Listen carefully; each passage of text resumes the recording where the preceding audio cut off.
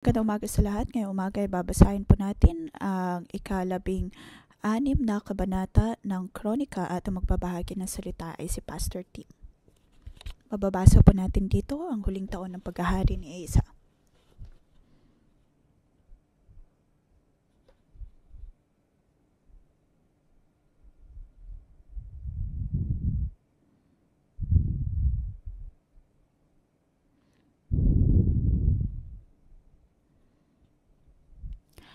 Mababasa natin na sa kabanatang ito ay ibang-iba ang ginawa ni Asa kumpara sa kanyang naging ugali mula 13, 14, 15.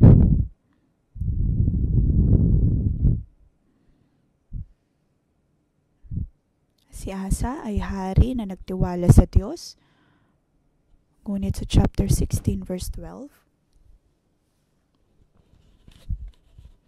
nabanggit dito ng kahit na siya ay nagsimulang magkasakit ay hindi na siya dumulog sa Diyos.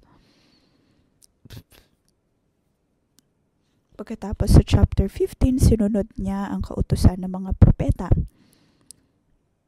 Ngunit ngayon, makikita natin na hindi lamang niya hindi sinunod ang mga propeta, bagkus ay ikinulong pa ang mga ito. At bandang huli ng chapter 15, si Asa ay nagkaroon ng tipan sa Diyos dahil kanyang pinakinggan ang salita ng mga propeta, tinanggal ang mga Diyos-Diyosan.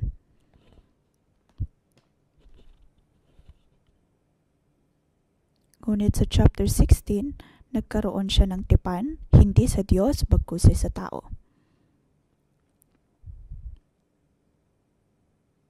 Kaya naman makapapikita natin ang istruktura ay tumulog nga si Asa sa Panginoon noong una, ngunit kinalaunan ay hindi siya nagpatuloy sa paggawa nito.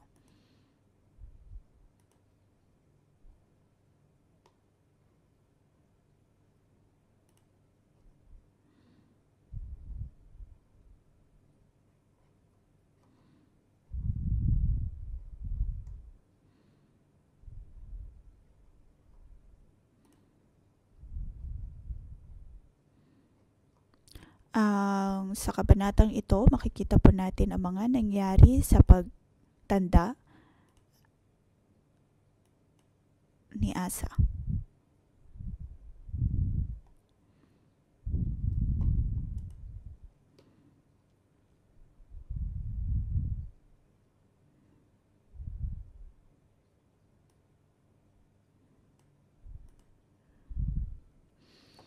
Maaring ang tanong natin bakit nang siya'y tumanda ay hindi na siya dumulog sa Diyos. Na para bang inilathala o kaya sinulat ng manunulat ang kanyang kwento ayon sa bawat estado ng kanyang buhay. Pinapakita po nito na sa bawat yugto ng ating buhay, maaaring may iba't iba po tayong paraan ng pagsunod sa Diyos. Marahil nung bata pa ay pursigido natin na maglingkod sa Diyos, sumunod sa Diyos, ngunit pagdating ng mga panahon ay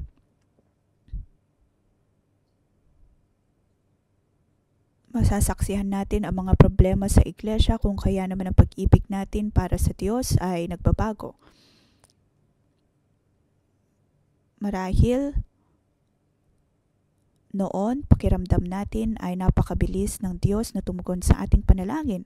Ngunit pagdating ng kalaunang parte ng ating buhay, pakiramdam natin hindi na tayo pinakikinggan ng Diyos. Bawat yugto ng ating buhay ay may iba't ibang mga pangyayari at may iba't ibang uri ng pagtugon sa Diyos.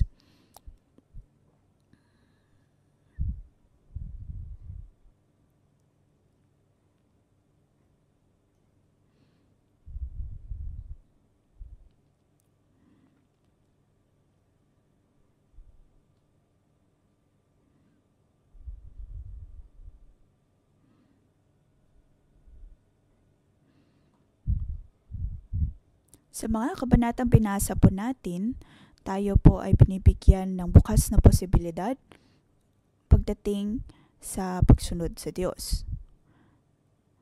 Maaaring sa inyo, matagal na kayong sumusunod sa Diyos, naglilingkod sa Kanya, at ang inyo bang pag-ibig o kaya ugnayan sa Diyos ay nagbabago ayon sa panahon?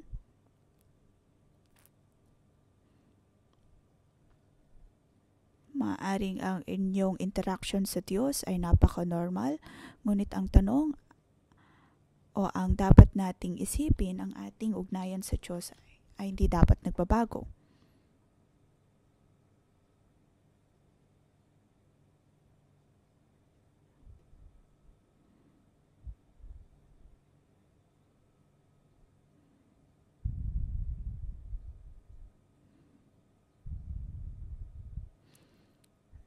Sa iba't ibang yugto ng ating buhay, dapat po nating siyasatin ang ating buhay, ang ating puso, kung tayo nga ba ay talagang sumusunod sa Diyos.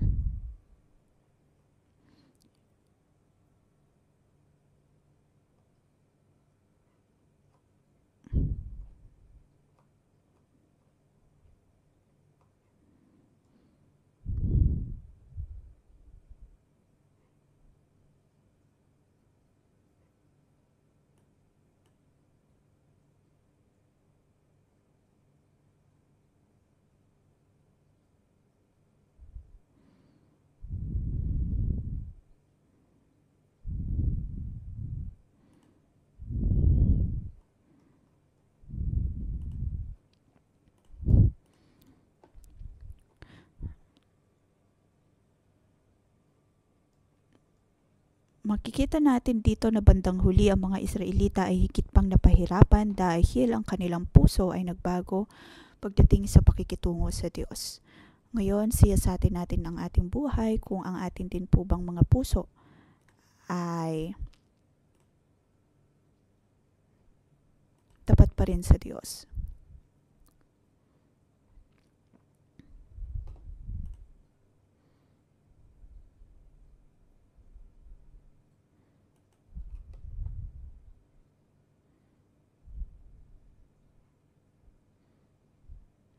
Hatiin natin ang kabanatang ito sa 3 bahagi.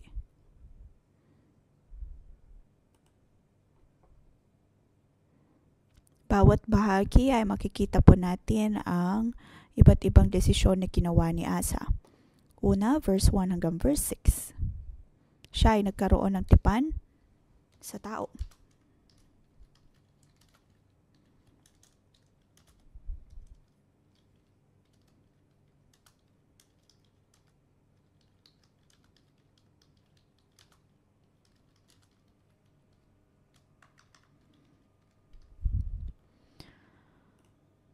Nang ika-36 na taon ng paghahari ni Asa, nilusob ni Haring Baasa ng Israel ang Juda, pinalibutan niya ng pader ang Rama upang walang makaalis o kaya ay makapunta kay Asa sa Juda. 36 na taon, ibig sabihin ito na po ang huling 5 at 6 na taon na paghahari ni Asa.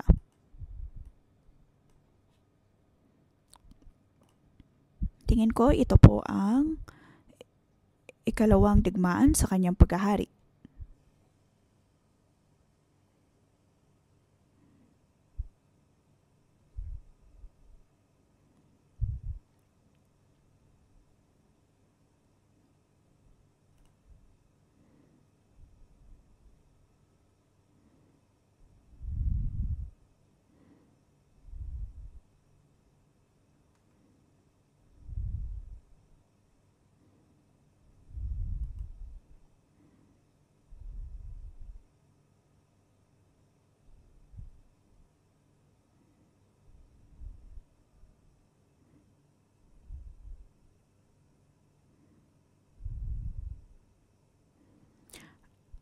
Ang ibang mga tao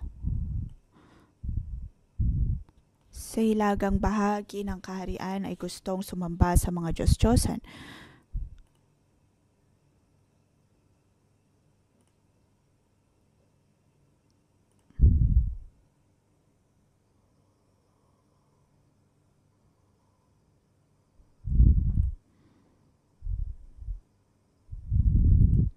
Sa verse 2 at 3, makikita po natin ang dalawang bagay. Si Asa ay nagpili ng kasunduan gamit ang pilak at ginto na kinuha niya sa kabagyaman ng templo ni Yahweh. At ibinigay iyon kay Ben-Hadad.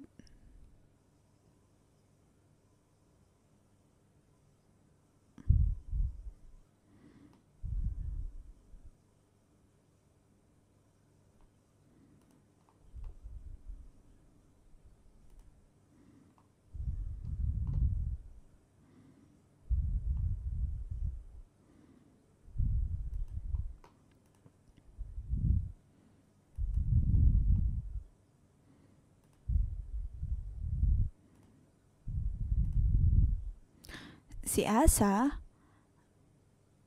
ay nakipagkasundo gamit ang pera.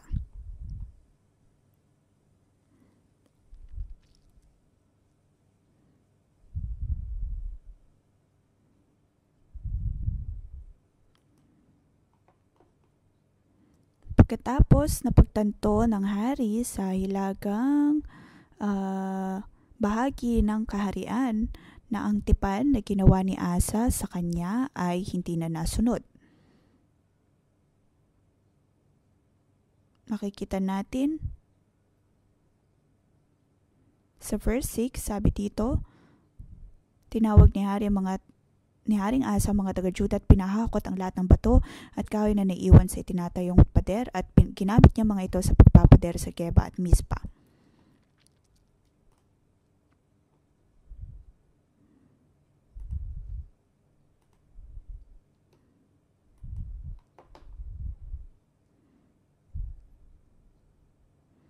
Maaring siya ay naging matagumpay sa pagkakaroon ng tipan sa mundo, sa tao, sa kapangyarihan, ngunit hindi ito ang tunay na kalooban ng Diyos.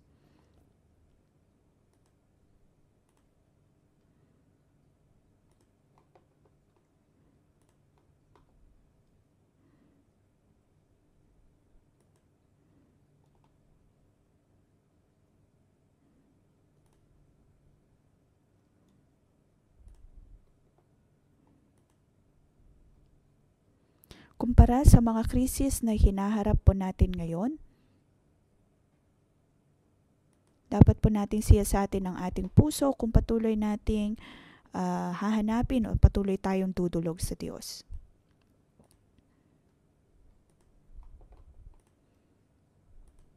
Si Asa ay nagtiwala sa Diyos nang siya ay mas bata pa, ngunit sa kanyang pagtanda, pinili niyang magtiwala sa kanyang sariling kapangyarihan. Dahil nga sa kayamanan na mayroon siya.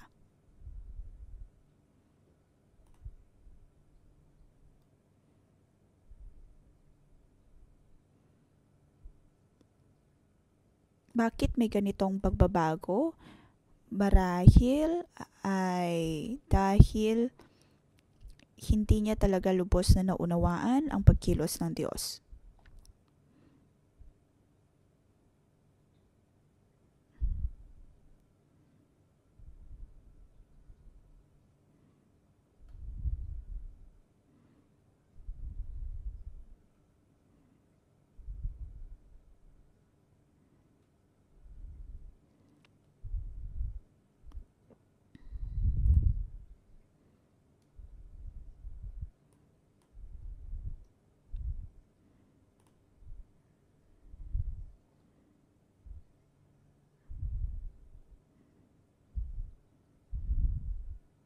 At nang hindi na nga maranasan ng tuluyan ni Asa ang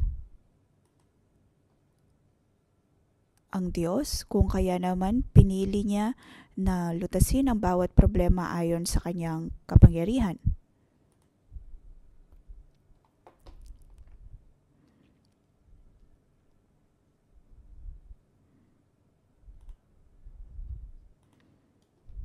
Sinubukan niyang lutasin ang problema ayon sa kanyang kapangyarihan.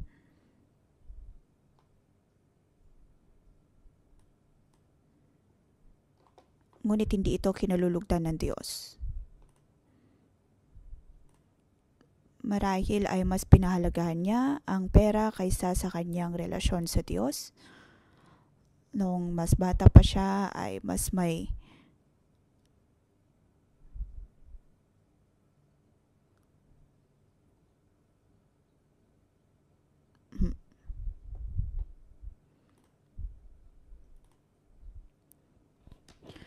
sa paghahari ni Asa ay wala siyang naging problema sa pera, wala siyang naging problema sa kapayapaan. Ngunit naging dahilan din ito kung bakit naging malamig ang kanyang ugnayan sa Diyos at mas piniling umasa sa kanyang sarili.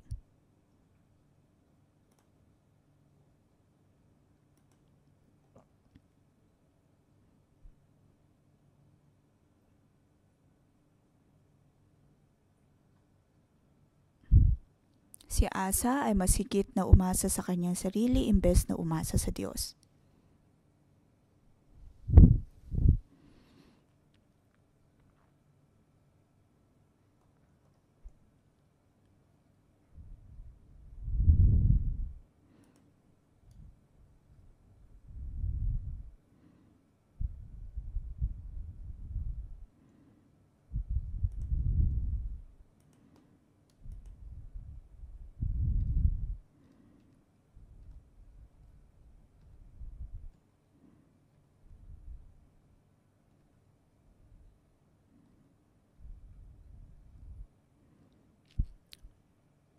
Marahil sinasabi po natin na nung tayo ay mas bata pa ay may iba't iba tayong paraan ng paglutas ng ating mga problema. Ngunit katulad ng sinasabi po sa kabanatang ito, naway hindi tayo maging katulad ni Asa na dahil lamang mayroon tayong kayamanan, mayroong kapayapaan ay kakalimutan na natin ng Diyos. Kahit na ang atin pong mga buhay ay maging matagumpay katulad ni Asa, hindi po ito nangangahulugan na magiging kampante na po tayo sa ating ugnayan sa Diyos. Dapat po nating laging naisin na hanapin ang kalooban ng Diyos.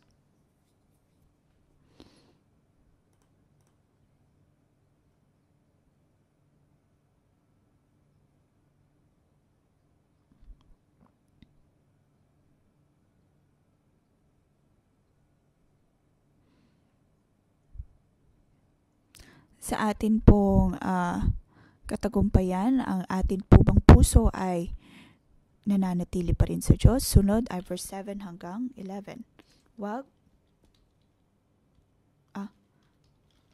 Makikita natin dito na si Asa hindi na kinikisalita ng Diyos.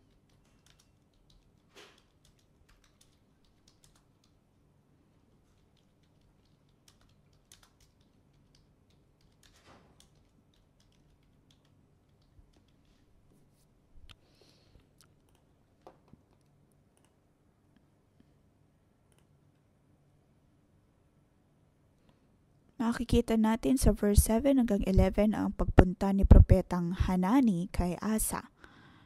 Nung una ay nagpunta sa kanya si Azariah upang siya ay paalalahanan na tanggalin ang mga Diyos-Diyosan sa kanyang kaharian. Pagkatapos dito naman, sabi ng propeta, dahil nagtiwala ka sa hari ng Syria, sa halip na kay Yahweh na iyong Diyos, natakasan ka ng hukbo ng hari ng Syria. Verse 8, mas malaki ang mga hukbo ng mga taga-Ethiopia at mga taga-Libya, napakarami nilang karwahe at mga bayo, ngunit ibinigay sila sa iyo ni Yahweh sapagkat sa kanya ka nagtiwala.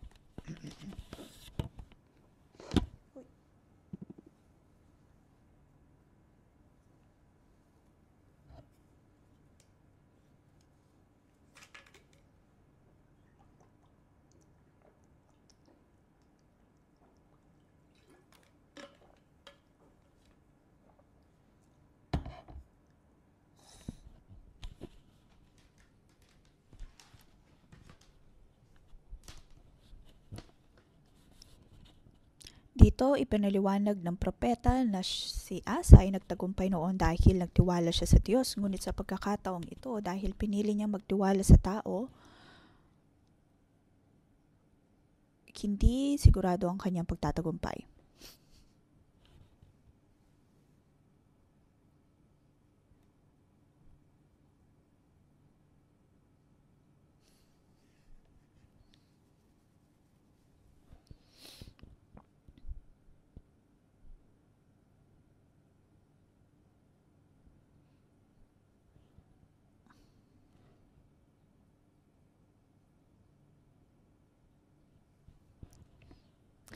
Nais ng Diyos na magkaroon din si Asa ng katagumpayan, ngunit ang kanyang paraan ay hindi na nakakalugod sa Diyos. Ang kanyang puso ay hindi sumusunod ng tunay sa Diyos.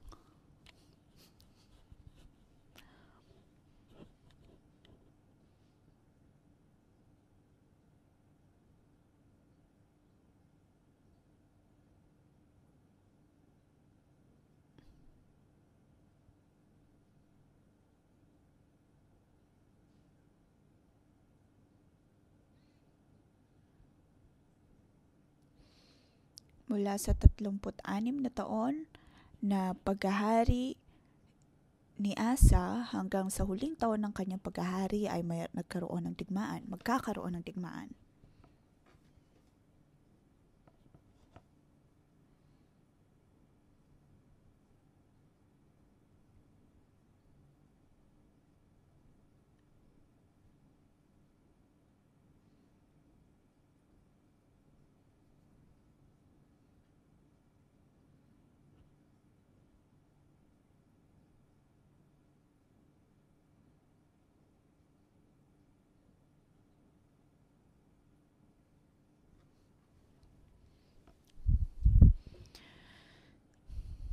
Sa pagkakataong ito, hindi lamang hindi nakinig si Asa, bagkus ay nagalit pa siya, kaya naman ikinulong niya ang mga propeta.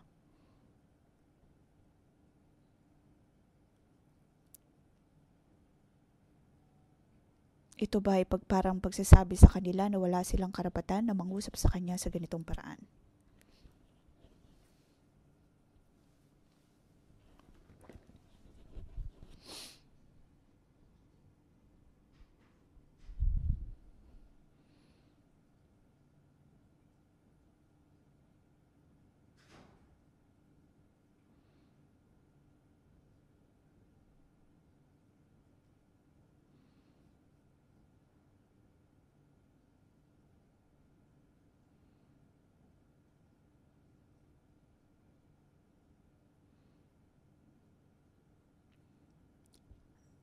Nang si David at Solomon ay matanda na, maging sila ay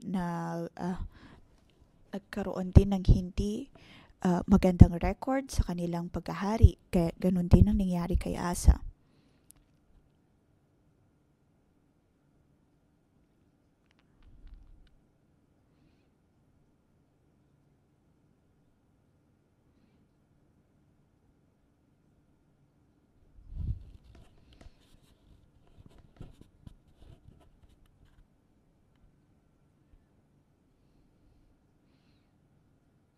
Ngayon, dapat po natin siyasatin ang ating mga sarili sa kasalukuyang yugto ng atin pong mga buhay.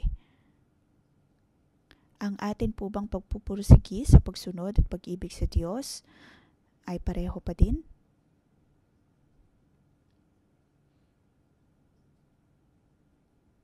Maaaring nung una nating nakilala ang Diyos ay pursikito natin, sinasabi, nais kong maging lingkod ng Diyos, nais kong maging banal na pari ng Diyos, napakarami nating mga pangako sa Kanya.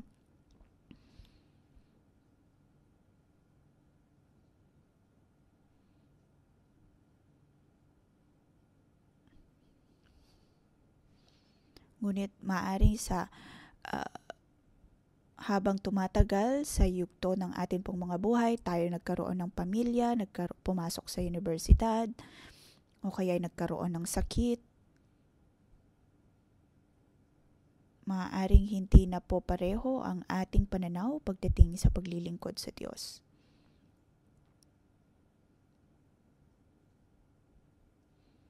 Ngunit, sa kabanatang ito, pinapaalalahanan po tayo kung paano nga ba ang tunay na sumunod sa Diyos.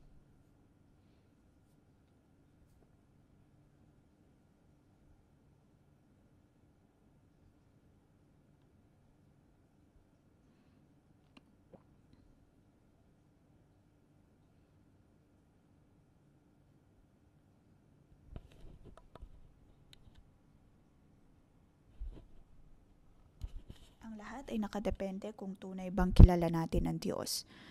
Ngayon, siyasatin natin ang ating mga puso.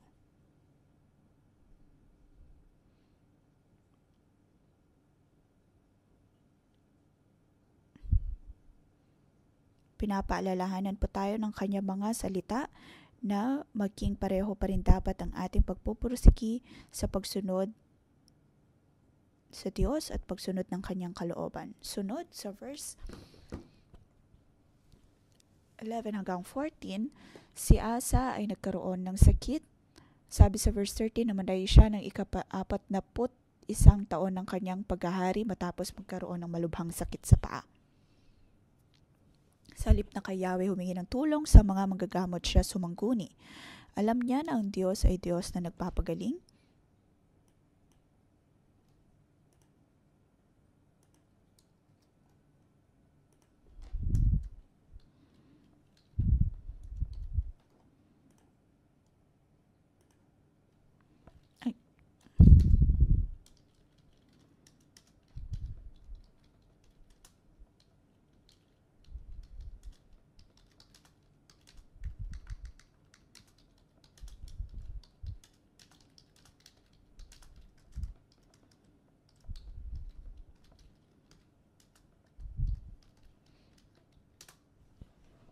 Hindi siya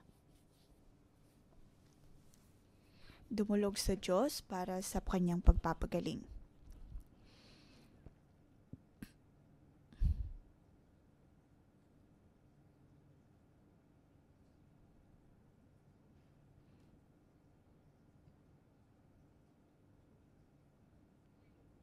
Ito ay ibang-iba nang siya ay ibang-iba kumpara sa kanyang pagsunod noong siya ay bata pa. Sa buhay po natin, maaari sinasabi natin na normal ang magkasakit. Ang dapat lamang gawin ay ang tumulog sa mga doktor. Wala na tayong dapat ibang gawin. Katulad ni Asa na para bang ayaw na niyang mabuhay. Marahil, siya ay nagalit din sa Diyos at sinasabi,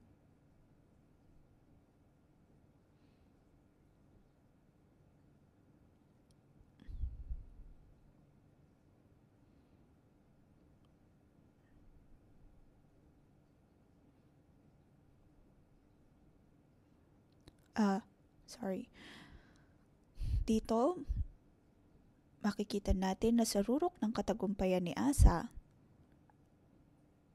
ang kanyang ugnayan sa Diyos ay nagbago. Naway hindi po tayo maging katulad ni Asa. Ang kanyang buhay ay nagpapaalala po sa atin na sa ating buhay ay maaaring magkaroon ng maraming pagbabago.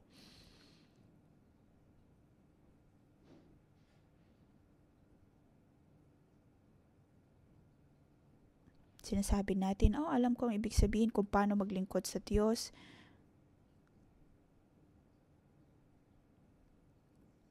Ngunit naway hindi po tayo maging ganito.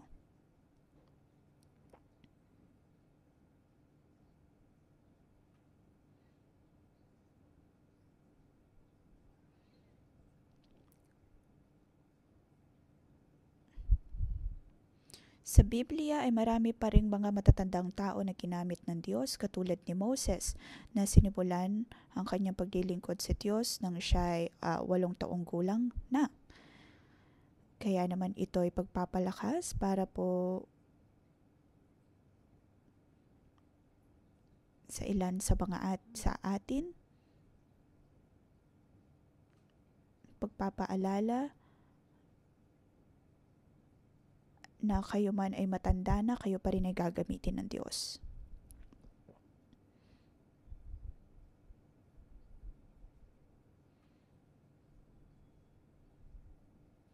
Kayo man po ay bata o matanda, sa pagbabago na bawat yugto ng ating buhay, dapat po nating laging siyasatin ang ating puso. At hindi lamang magtiwala sa ating mga naunang karanasan, bagkus ay patuloy pa rin tumugon sa Diyos. Dapat po natin siya laging tanungin kung paano tayo tunay na sumunod sa Kanya at tumugon sa Kanya.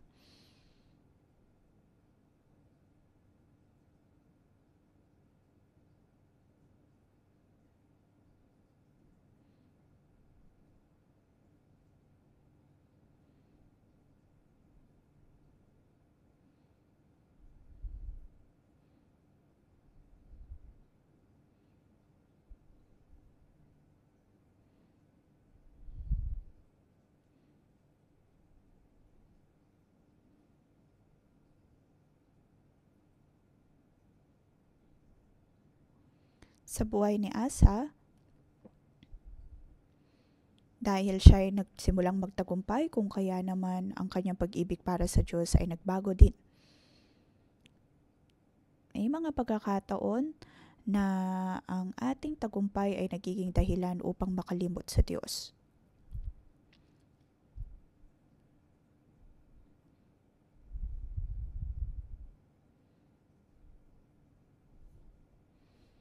Kaya naman dapat po tayo maging may ingat, sabihin sa ating mga sarili na kahit na tayo nagtatagumpay na, patuloy pa rin magtiwala sa Diyos dahil ang mga tagumpay na ito ay mula sa Kanya. Si Asa ay naghari ng 41 taon. Siya ay mabuting hari. Totoo na siya ay dumudulog sa Diyos at naalala ng Diyos ang kanyang kabutihan.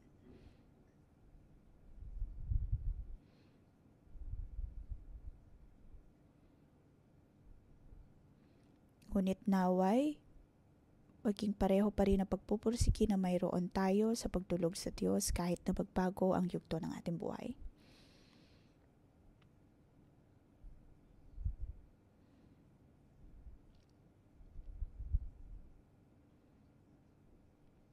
Panginoon, ngayon patuloy ka naming hinahanap at patuloy kaming dumudulog sa iyo.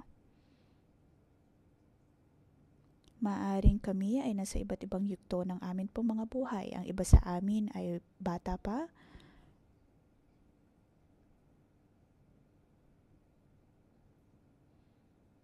Ang iba ay may gulang na.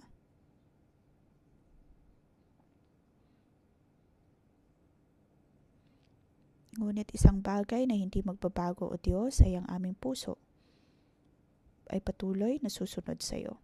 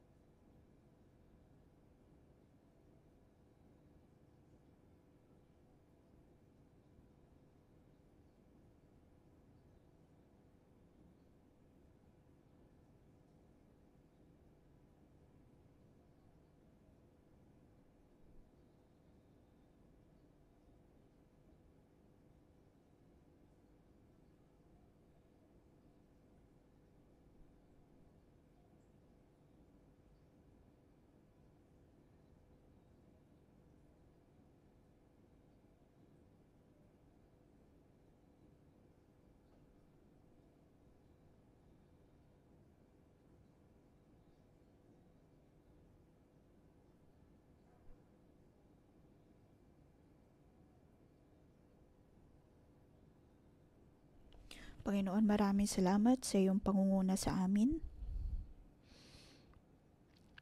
Sa amin pong mga buhay, binigyan mo po kami ng kapayapaan at kasaganaan.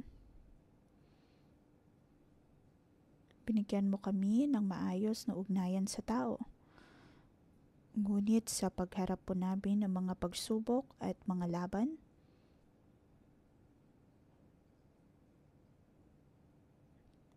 Panginoon, maraming salamat pa din dahil tinutulungan mo kami. Ang lahat, O Diyos, ay mula sa iyo.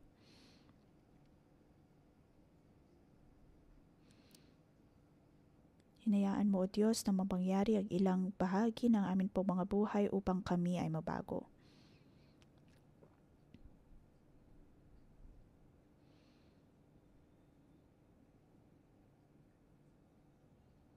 Mga kapatid, maaaring po sa ilang mga pangyayari sa atin pong mga buhay, alam natin na ang ilang mga pangyayaring ito ay dahil nais ng Diyos na mabago ang ating buhay.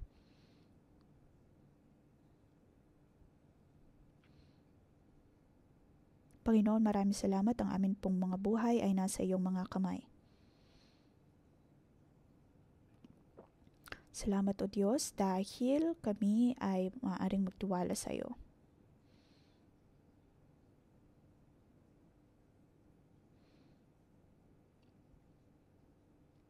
Nabanggit na sa buhay ni Asa ay mayroong iba't ibang mga yugto. Sa simula ay nagtiwala siya sa Diyos, ngunit kinalaunan ay lumayo sa Kanya.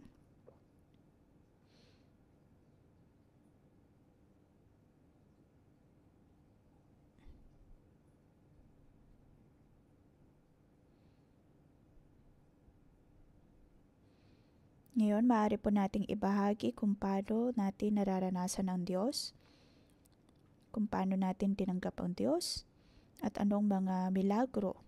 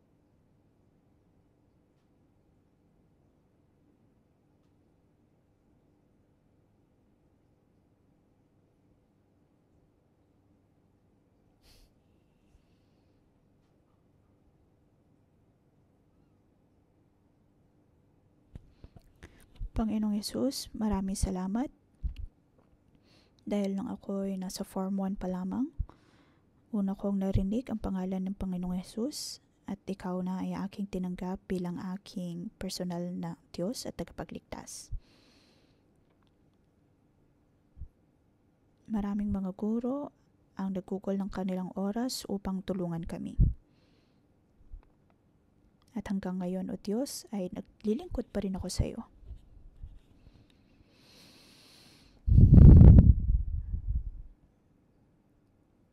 Ako ay nagpapasalamat, O Diyos, dahil akala ko 6 na tao lamang ang madadala ko sa iyo.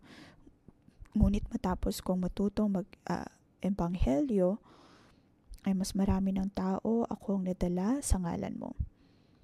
Nang ako ay nagkaroon ng problema sa pinansyal, sa tuwing binubuksan ko ang aking letterbox, nakakatanggap ako ng mga tseke mula sa iba't ibang mga tao na hindi ko din naman alam kung sino. Ito ay mga milagro na aking nararanasan mula sa iyo. Ang iyong kasaganaan, O Diyos, ay labis-labis.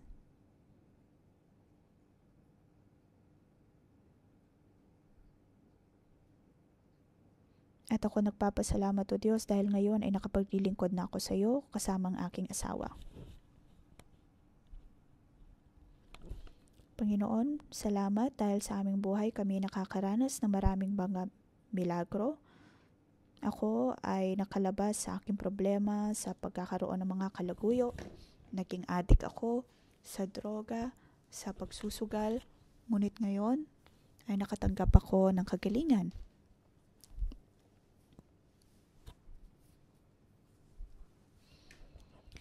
Sa aking pagsunod sa Diyos,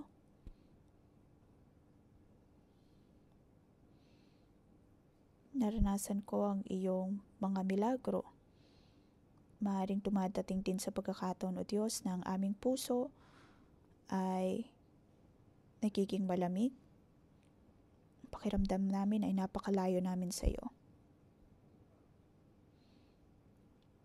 Hindi kami nananalangin sa iyo.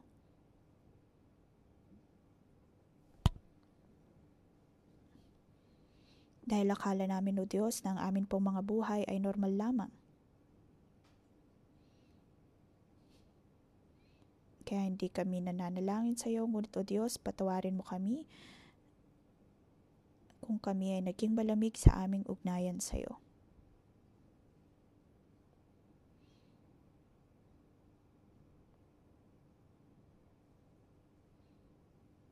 Muli ay atin pong harapin ng Diyos.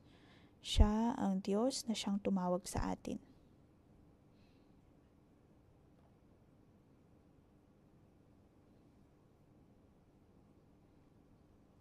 Kilala tayo ng Diyos at tayo ay kanyang pinangungunahan.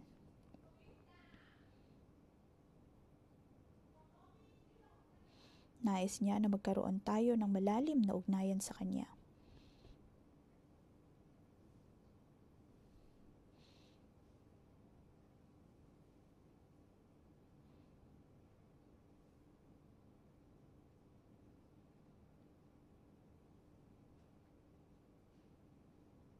Panginoon, kami ay humihingi ng tawad dahil sa mga pagkakataon na napakalayo namin sa iyo.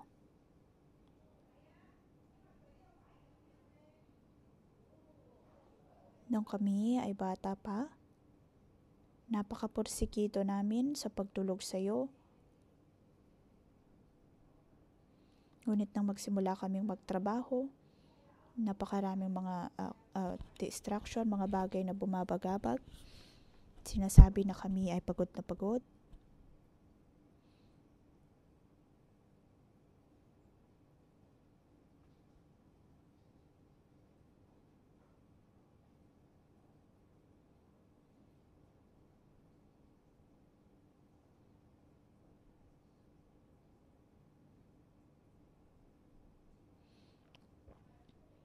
May mga pagkakataon na hindi na kami naniniwala sa kapangyarihan ng panalangin. At madali sa amin, O Diyos, ang lumayo at mawalay sa iyo.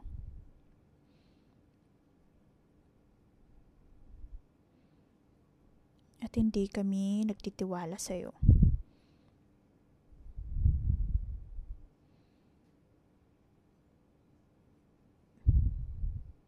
May mga pagkakataon na gusto lamang namin na sarilihin ang aming oras at hindi tumutulog sa iyo.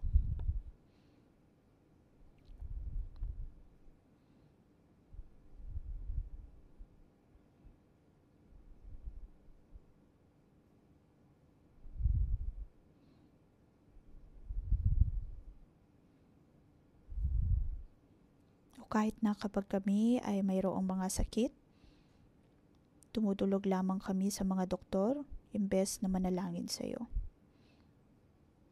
Sa aming mga buhay, O Diyos, ay ganito ang aming mga ginagawa. Mula sa pagpupursigi sa paglilingkod sa iyo, ang aming puso ay nagiging malamig. Panginoon, tulungan mo kami. Napakadali po sa amin, O Diyos, ang lumayo sa iyong kalooban. Tulungan mo kami, O Diyos, na maging malakas.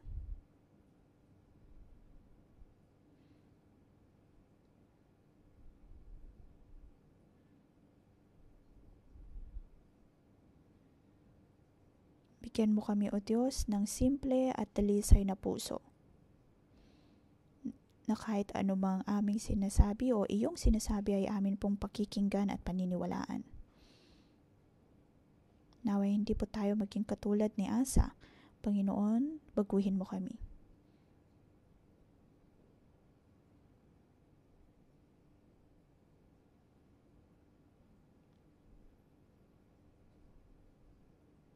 Panginoon, kami ay nagtitiwala sa iyo.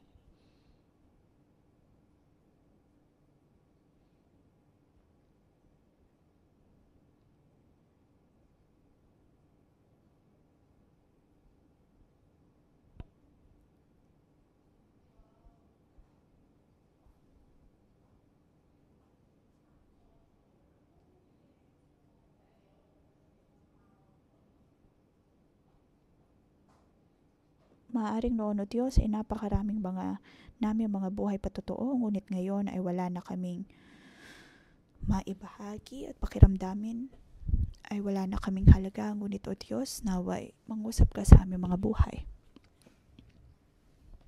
Tulungan mo kami na muling tumayo at maniwala sa iyo.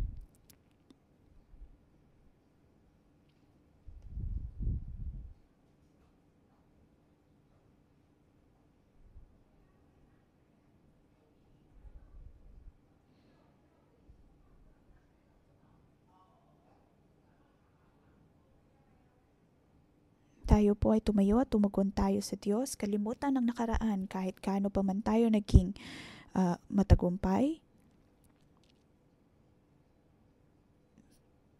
Piliin po natin na patuloy na magtiwala sa Diyos.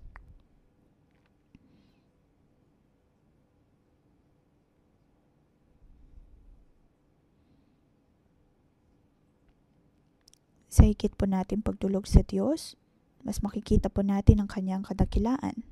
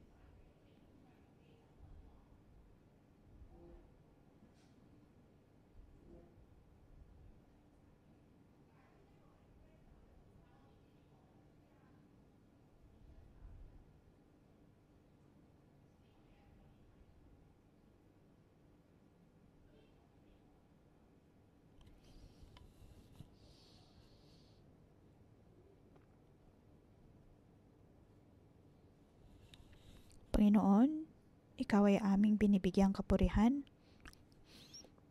Naway buhayin mo ang amin pong mga puso. Maaring dahil sa aming pamilya, sa mga pagsubok na mayroon kami, O Diyos, ay nawala ang aming alab sa pagsunod sa iyo. Ngunit ngayon, O Diyos, naway pag-alabin mo uli ang aming mga puso.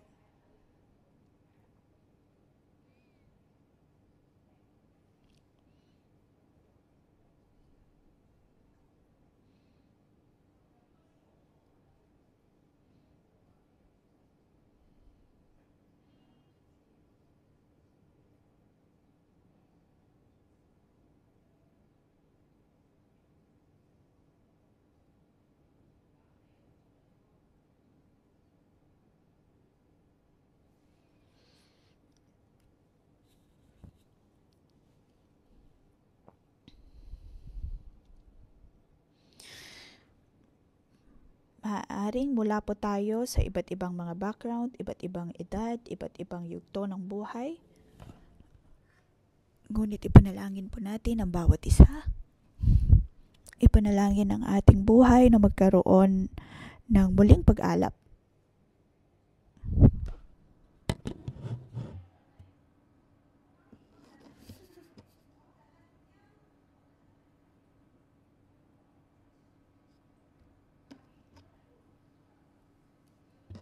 Tayo man ay magkakaiba, ngunit lahat po tayo ay mayroong bahagi para sa revival.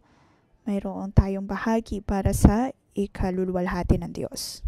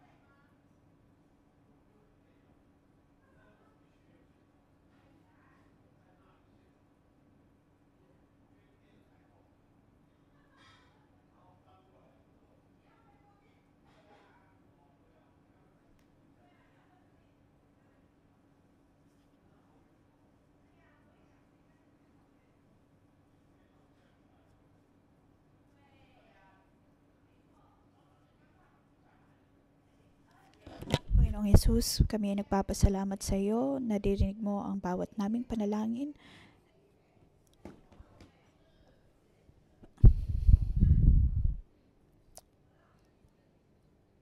Ano mang panalangin na mayroon kami, O Diyos, ay iyong pakikinggan at siyang mapapangyari.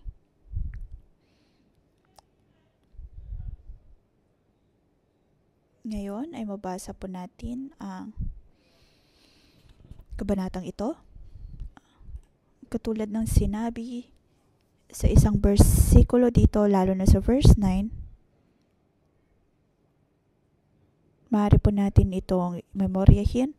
Nagmamasid si Yahweh sa buong daigdig upang tumulong sa lahat ng tapat sa Kanya. Ang mata ng Diyos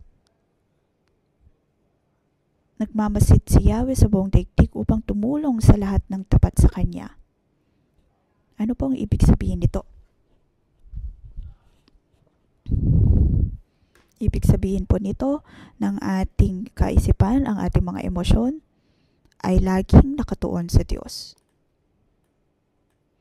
Ang ating isip, ang ating emosyon,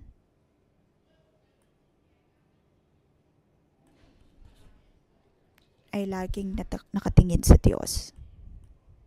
Halimbawa, si Ripple, ikaw ay nasa marketplace, marahil ay ikaw ay nakakaranas ng paghihirap. At sa pagkakataong iyon, ang iyong buhay, ang iyong puso ay nakatuon sa Diyos.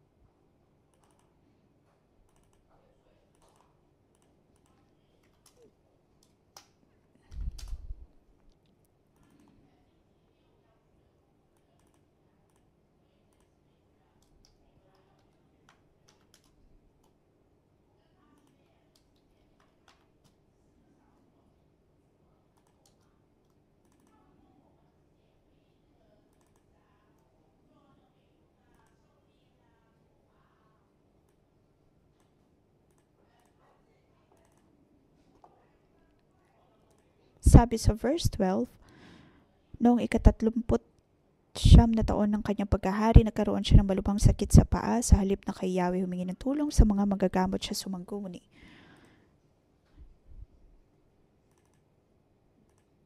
Hindi po ibig sabihin nito na hindi na dapat tayo dudulog sa mga manggagamot. Ang atin pong sinasabi ay dapat po tayong higit na magtiwala sa Diyos.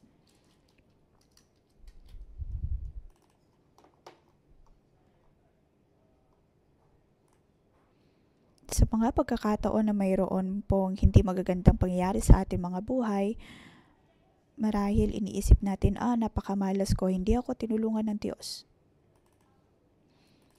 Hindi, dapat po natin baguhin ang ating pananaw.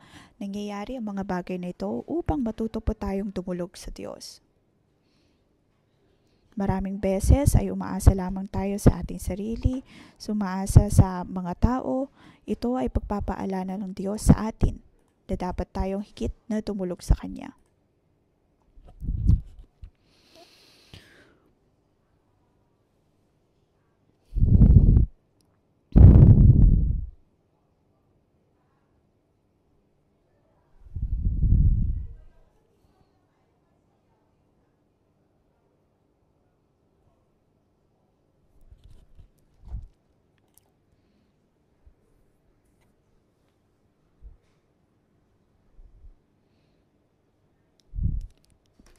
Sunod, inilibing si Asa at inilagay siya sa isang kabaong na nilagyan ng lahat ng uri ng pabango bilang pagpaparalangal sa kanya. Gumawa ang mga tao na nagpakalaking siga.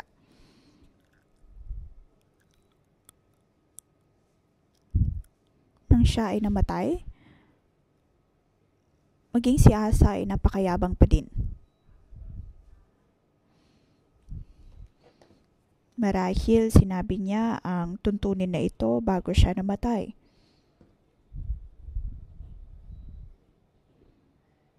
Kanyang itinaas ang kanyang sarili. Ngunit kung matatandaan po natin, ang mga pabangong ito ay dapat na inihahandog lamang sa Diyos. Ngunit makikita natin na inilagay pa ito sa libingan ni Asa na para bang itinataas niya ang kanyang sarili na tulad sa Diyos. Ngayon, siyasatin po natin ang ating puso. Tayo manalangin. Sa ngalan ng Panginoong Hesus, kayo ay aking pinapanalangin na sa inyong mga buhay, ang habag at biyaya ng Diyos na ibinibigay niya sa inyo hanggang sa kayo ay mapalaya. Sa ngalan ng Panginoong Hesus, kayo ay aking pinagpapala.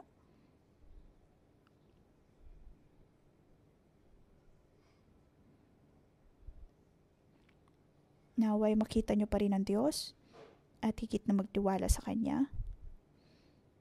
Lagi siyang siyasatin, laging hanapin. At ang kanyang tulong, ang kanyang paggabay ay laging mararanasan. Inyong laging mararanasan. At nang mabigyang solusyon ang bawat ninyong problema sa buhay. Sa ngalan ng Panginoong Hesus, kayo ay aking pinagpapala. Ang Diyos ay mayroong hangganan na inilalagay para sa inyo at hindi dapat ninyo ito lampasan. Sa ngalan ng Panginoong Hesus, naway inyong maunawaan na hindi kayo lalagpas sa mga hangganan na ito na ibinigay ng Diyos.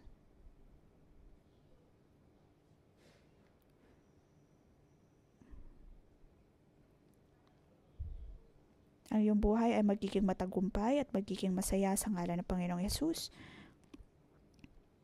Kayo ay magiging mga lingkod ng Diyos na patuloy nahihingi ng tawad sa Diyos at marunong magpakumbaba kahit sa harap ng tao. Ano mang mga sitwasyon na inyong maharap, ang inyong unang gagawin ay ang siyasatin ng inyong puso at magtiwala sa Diyos lagi.